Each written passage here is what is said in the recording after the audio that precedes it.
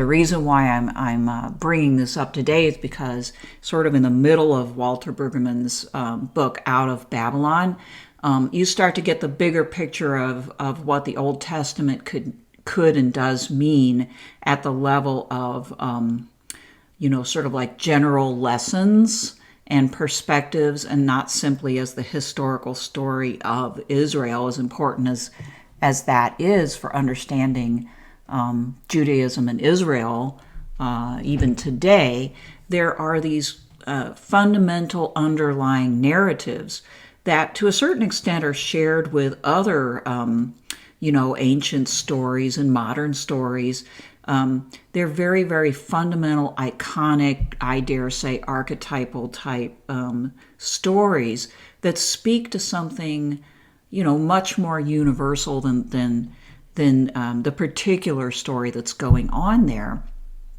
And I guess the wonderment to me is that in the passage of going from Judaism to Christianity, and for Christians this was, at first perceived as the chosen people are now expanding to include the Gentiles, and now they're part of this family. But, going from the wonderment is to like how you get from that to a particular nation state, right? Being somehow, whatever this means, the new Israel. And when doing that, people move away from or stop thinking about, or maybe even stop being able to perceive these fundamental, iconic narratives, these universal themes that can speak to people and inform them about how they're situated relative to God, relative to mammon, relative to, empire, Babylon, and so on. And so, Brueggemann really dwells on this. I have a couple of pictures there, like empire is the new dynasty in TV land, right? For those of you who are old enough to remember, Dynasty was like, if not, I think Dallas was the first, but it was among the first TV shows that really depicted incredible wealth and showed that the families, that the Carringtons in this case, that had this incredible wealth, had all kinds of problems, right? Like they were practically at each other's throats, constantly trying to practically kill each other, if not outright kill each other. Constant drama, constant despair. Same thing with Empire, which is a great TV show. When I want to just relax, I still just love Empire. But those TV shows actually, at the level of fundamental message, repeat the type of iconic, archetypal, biblical message that if you go down the road of mammon, meaning if you go down the road of like wealth worship and power worship, then what you're going to get is more or less drama and misery.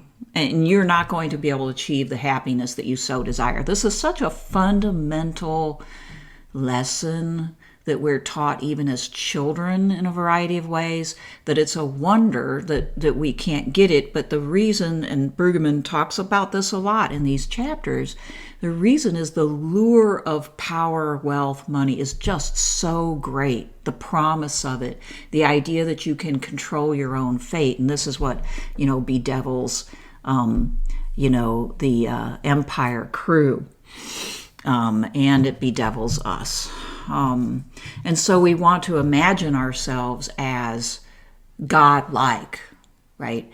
And of course, the flip side of that is then we don't need the other God. At a certain point, human beings imagine themselves in whatever empire they have, whether it's the mega empire of, R&B and rap music, like the Lions have, or whether it's just a little empire that some people have in their house and their their driveway and and their, the fence around it and so on and so forth, their little fiefdoms of upper middle class luxury.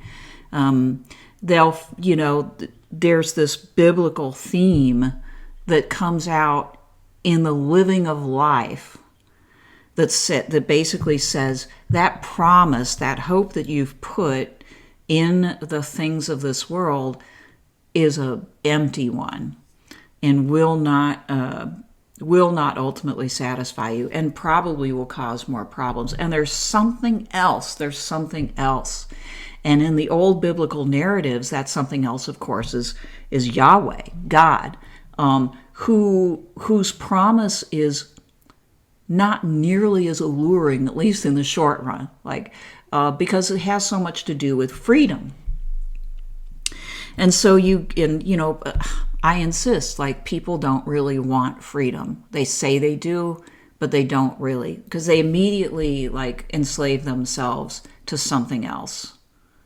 But the story, the narrative, the bigger picture of these Old Testament stories is one of the seeking of freedom, the offering of freedom, real freedom, not the freedom to, bow down to another idol of some kind, but the freedom to actually, live one's life. And freedom is scary, scary, scary, scary. And people prefer to run away from it. And you see that happening in the Old Testament with the Jewish people, for instance, when they're freed by God from Egypt, and they're out there in the wilderness just a little while, and they're like, oh, we want to go back. This freedom bites because it's hard. We're having to do things for ourselves. There's no certainty.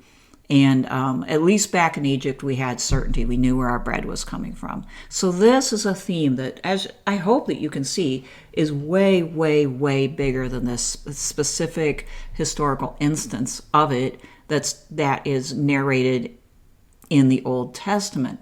So you have these huge themes going on: empire and all of its allure and worldliness, or God and having to put one's faith in, we can kind of expand that out to having to make a leap of faith, right, into an unknown. And the empire, of course, and worldly allures, they promise people that they don't have to deal with unknown, that they can supply what they need. The theme of cooptation or resistance. Resistance is hard. Resistance requires people to actually create a counter narrative or to cling to one. And it's hard because in the short run, and maybe even in the medium run, you're not going to feel as comfortable. It's maybe never going to feel as comfortable as cooptation. But with cooptation, meaning with basically saying, okay, we give in, we'll just, the values of my country, the commercial values of our economy are good for me.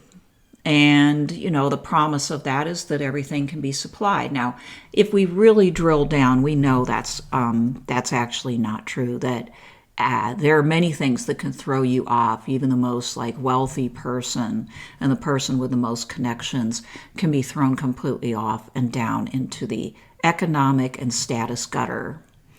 But we have hope that it won't happen to us, right?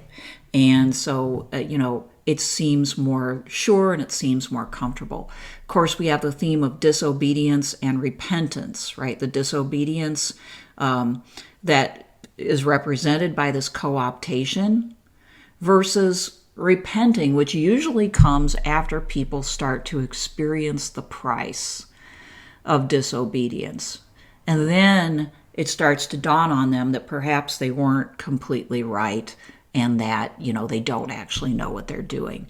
Anger and forgiveness, that being the anger of God, okay, which sort of can be interpreted through the bad things that do happen to people and peoples when they keep disobeying, when they keep following the worldly way. There are prices to pay. And Brueggemann says, some people, they don't need much more than that to see that in the scheme of things that, God has created for the world, that there are prices to pay. And for people in the Old Testament, when the price got really high, then, repentance would come about and the anger of God would be switched to forgiveness. And this is another theme that comes out strongly, is that God is, as I said, kind of mutable God in the Old Testament. And Brueggemann, highlights that God longs for his people to come back and to establish a relationship with him and to maintain it. And he's capable of anger, but as soon as he's either tired of his own anger or people repent enough, there is this rather generous forgiveness and new hope, right?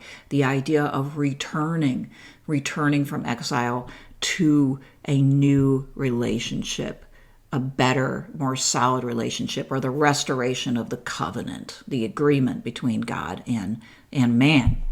So all of this is going on in the Old Testament, and seen from that longer view, that larger perspective, you can see, I hope, how these themes can seriously inform the way that we see ourselves, our lives, the lives of our community, and the life of our country, or whatever country you happen to be living in. I'm in the United States, and it's particularly pertinent for us because of the way that our national narrative talks about our country as this light to the world, as this new Israel.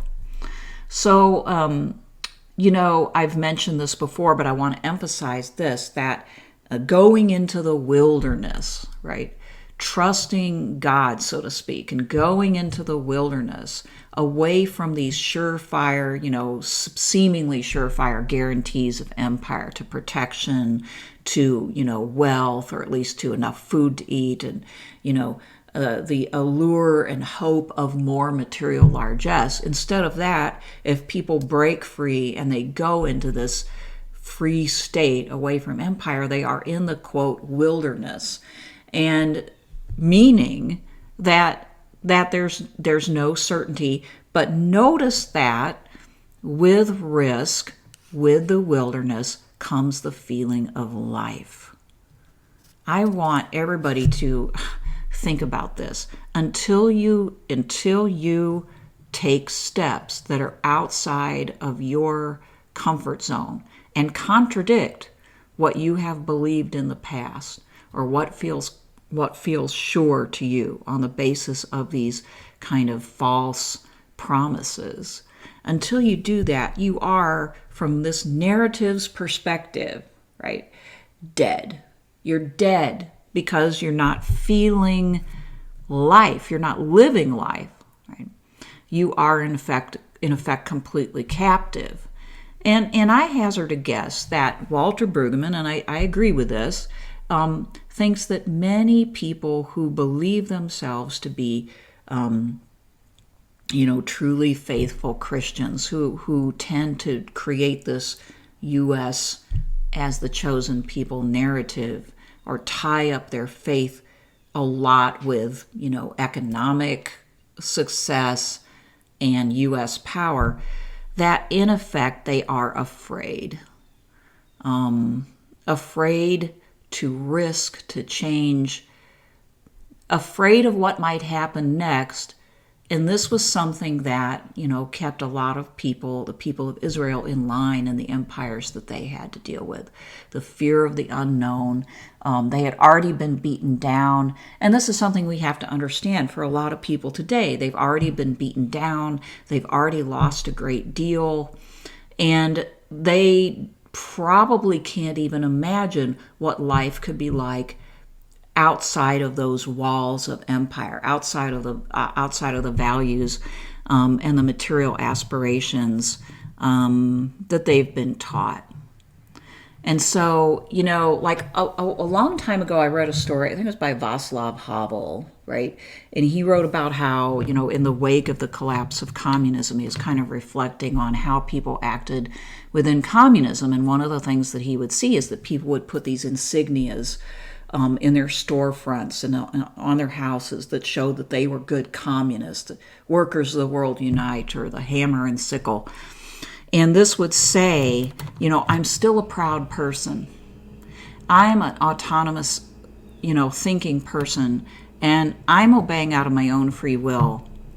But the subtext of those signs was, I'm afraid. I'm afraid. I'm afraid that everything, what little I have, will be taken away. And I would suggest that there are a lot of people in this category in the United States today, as well as elsewhere in the world, wanting to retain their pride, wanting to feel as though they're autonomous, but really afraid. The unknown, is so scary. But in being afraid to even dip your toes into the unknown and to move away, or even consider moving away at all from your your boundaries, is not really living. And so there's this death versus life narrative that occurs in the Old Testament that's still useful to us. Do you choose death, or do you choose life? Okay.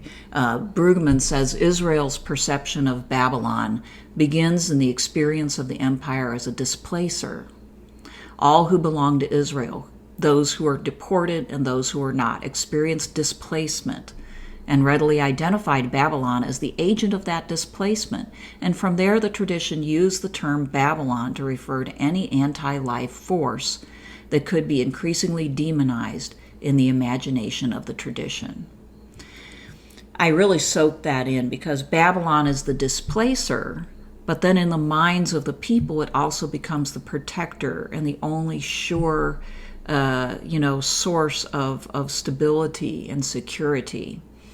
And so, if nothing else, the people in the United States who are likely to be attracted to the idea of the shining city on the hill scenario are people who've been displaced. They're not all poor, some of them are, but displacement, right? Because we used to have so many more people who could make a living off the land. And over the course of just a few decades, we've gone from a pretty healthy rural culture and society in the United States to one that's completely decimated, and to where a lot of people who previously could do that are now living in the suburbs and peri-urban and urban areas. And the ones that are left in the rural areas are very alienated, I think, in a lot of cases, and their lives have really changed drastically. So they've been displaced. And you see the move here, right? The people of Israel were tempted to do as well, which is to identify with the displacer because it has so much power.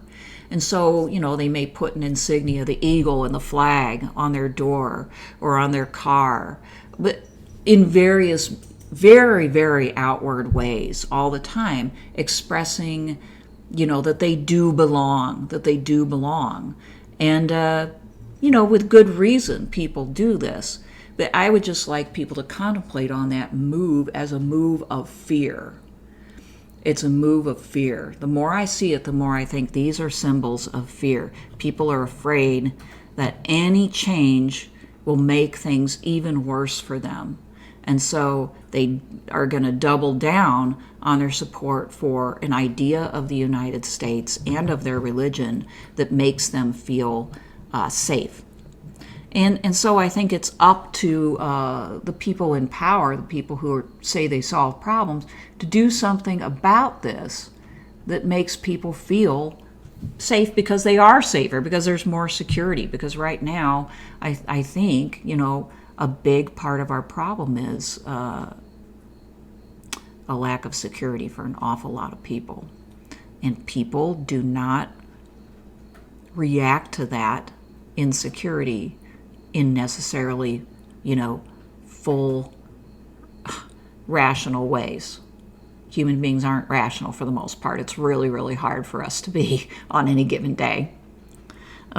So like the bigger picture here is one of what I use the term natural law to refer to very fundamentally. I mean, we could talk about like particular natural law teachings of the Catholic Church and stuff, but here I'm basically just saying that, actions have consequences, ideas have consequences.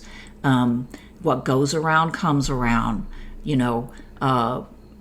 Money worship, empire worship, eventually it doesn't work because those things fail and force people to change, right? And disobedience to God, meaning, at the very least, valuing these things more than human relationships, more than, our spiritual life, this is gonna backfire. The world is set up in a way where if people build these towers, and I have a picture of the Tower of Babel here, if you build these towers of human arrogance and human power, eventually something's going to come along and topple them and is going to tear them down. And then you have to think to yourself, well, have I placed my hope and my aspirations in the wrong thing? So I think that this is, the master narrative and the master question that Brueggemann wants to lay out for us in his treatment of the Old Testament. And the final part of that narrative is departure, the sort of courageous, scary departure from Babylon or from Egypt or from empire, from your set values, what you have always known, what you think will make you safe. Brueggemann says, thus, the outcome of the contest voiced in all three prophets, and that would be Ezekiel, Jeremiah, and Isaiah, is that Yahweh's chosen people in displacement must never sign on to the grip and ideology of empire. And apart from the particular reading that's characteristic of a type of U.S. Christian represented by the Patriots Bible, the chosen people is everybody who accepts and loves Yahweh. Meaning that there's no particular nation state that represents God's kingdom in this regard, but it's a kingdom of all believers. People can dispute exactly who's included and who's not. I don't like doing that. But at the very least, we can say the promised land from this perspective is not a particular nation state. And the promise is really the life that people can grasp hold of and start to live in this scary wilderness, aiming for a truer relationship with the transcendent, with something greater than themselves. All right, I'll still be talking about Out of Babylon next week. If you like this content, please subscribe to my channel. Also, I have a podcast on Spotify, Google Podcasts, and iTunes that replicates this with audio only. Bye.